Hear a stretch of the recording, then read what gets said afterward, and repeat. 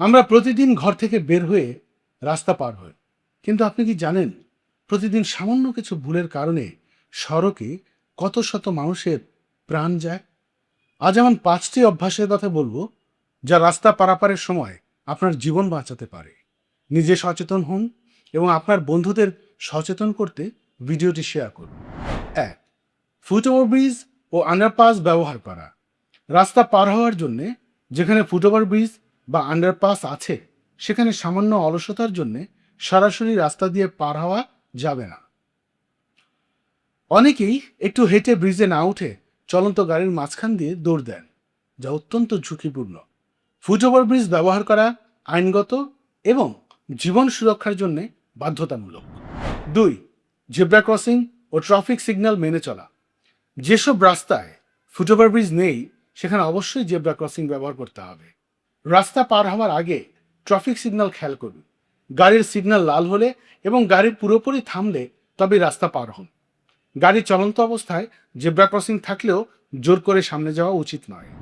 3. রাস্তা পারাপারের সময় মোবাইল ব্যবহার সম্পূর্ণ বন্ধ রাখা। এটি বর্তমান সময়ের সবচেয়ে বড় সমস্যা। কোনো হেডফোন লাগিয়ে গান শুনতে শুনতে বা মোবাইলে টেক্সট করতে করতে রাস্তা পার হওয়া এক ধরনের আত্মহত্যা। রাস্তা পার হওয়ার সময় আপনার সম্পূর্ণ মনোযোগ চারপাশের গাড়ির দিকে হওয়া উচিত। চারপাশের যানবাহনের হর্ন গতির দিকে তাকাতে হবে। তাই এই সময়ে ফোন পকেটে বা ব্যাগে রাখুন। 4. ডানে বামে ডানে দেখার নিয়ম এবং দৌড় না দেওয়া।